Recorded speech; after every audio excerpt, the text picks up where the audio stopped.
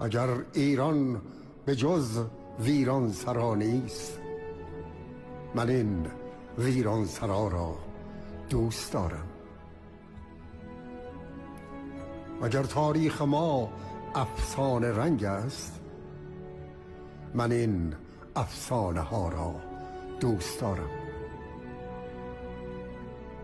نوای نای ما گر جانگداز است، من این نای و نوا را دوست دارم.